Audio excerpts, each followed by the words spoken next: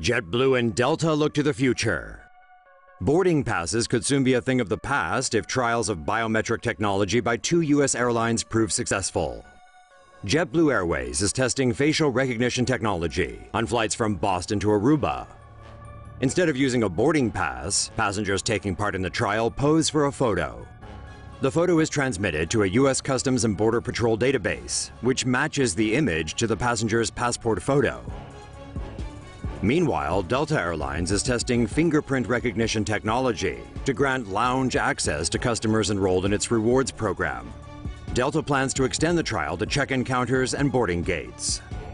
The airlines hope that biometric scanning will speed up boarding times and improve security. Dutch national carrier KLM started using face scanning for boarding at Amsterdam's airport in February. If this technology helps get us to the gate quicker and keeps us safe in the air, then we're all for it. Say no to safe spaces on YouTube. Support TomoNews at patreon.com/TomoNews. Airports can be a drag, so hopefully some of this new technology gets adopted soon. This is what the airport of the future might look like. A UK company has released a concept of what airports will be like by the year 2040, and they look a whole lot more efficient and passenger-friendly than today's airports. In the future, airline passengers will be expected to check in via self-service desks, which include biometric scanners that can scan passengers' facial features, iris patterns, and fingerprints in order to verify their identities.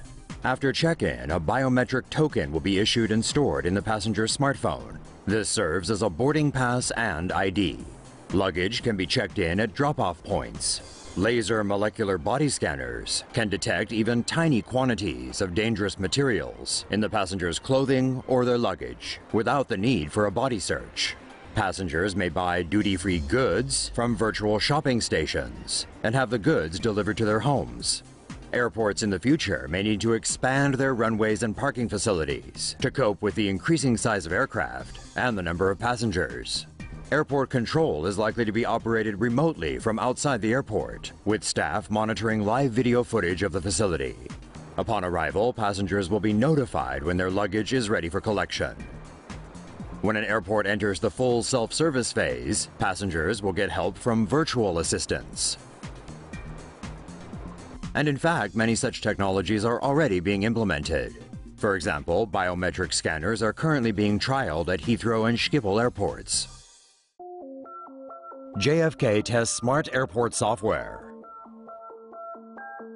Software designed to reduce queues and ensure a smooth experience for passengers has gone on trial at Terminal 4 of New York's JFK Airport. The Biontra system pulls information from the airport operational database. This includes passenger profiles, flight schedules, and real-time info on data such as adverse weather conditions. The system uses the data to produce a graph showing when waiting times will peak at airport bottlenecks. This information is shared with airlines, immigration, and security officials so they can deploy enough staff to handle the volume of passengers moving through the airport. Currently, the system displays passenger forecasts for today and the next 2 days, but can potentially provide forecasts up to 90 days in advance. The system is used by more than 30 airports in Europe and Asia, and JFK is the first U.S. airport to test it. Around 20 million passengers pass through JFK's Terminal 4 each year, hopefully with fewer delays from now on. Sleeping pods allow people to catch some shut-eye, pretty much anywhere. Google is famously known for these babies, but they're not the only company that allows workers to sleep at work. With the London Olympics approaching back in 2012, one local English company anticipated that heavy traffic would affect employees' commutes. So the company built sleeping pods that allowed employees to sleep in the office with privacy. These sleeping pods included a single mattress, while more advanced models also featured a stereo and a mirror.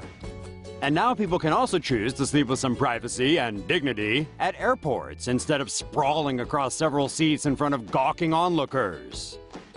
Abu Dhabi International Airport was the first airport in the world to offer sleeping pods in 2013, although the service has since extended to many other airports worldwide, from Dallas-Fort Worth to London Gatwick.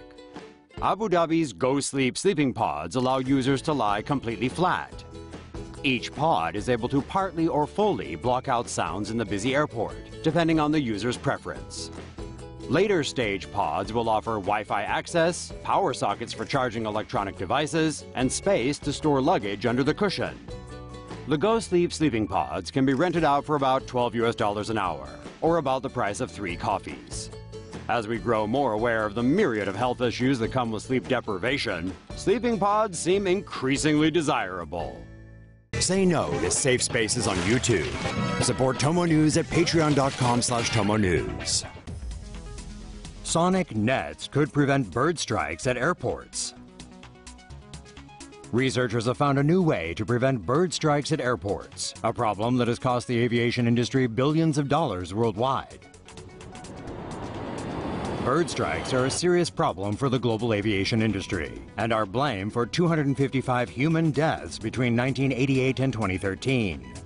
Traditional methods used to reduce bird strikes include shooting, poisoning, scaring them with dogs, and capturing the birds. However, none of these methods are highly effective. Looking for a high-tech method to scare birds away from airports, researchers in Virginia set up a sonic net zone near an airstrip. It had speakers and amplifiers emitting decibel levels equivalent to that of between a domestic dishwasher and a busy restaurant. The noise disrupted bird communication and forced them to go elsewhere. The experiment found that 80% of the bird population near the airstrip area was reduced as a result of the sonic net. Researchers said there was no sign of the birds becoming habituated to the noise generated by the sonic net, meaning the method could remain effective for a long period of time. Dutch researchers propose circular airport runways. Scientists in the Netherlands are working at the country's aerospace center to develop circular airport runways. Researchers at the Endless Runway, a project funded by the European Commission, believe circular runways could have several benefits, including being more environmentally friendly and less noisy. The group proposes constructing a 3.5-kilometer wide circular runway with banked sides, divided into 18 runway segments, with the airport terminal in the center of the circle. The length of the circular runway would be equal to 3 straight runways, while being able to handle the air traffic of 4. Circular runways would allow planes to land and take off at any point in the circle. Pilots would be able to land in directions with the most favorable weather conditions, while avoiding difficult maneuvers in situations such as strong crosswinds. The circular design would also mean aircraft coming into land circle the airport fewer times, thus using less fuel. The design allows for 3 planes to land and take off at the same time. Because of centrifugal forces, planes would automatically go slower and move toward the center of the runway. Circular runways could also limit noise pollution by spreading it more evenly around the airport. The U.S. military conducted tests in the 1960s with circular runways, but commercial circular runways have never been built.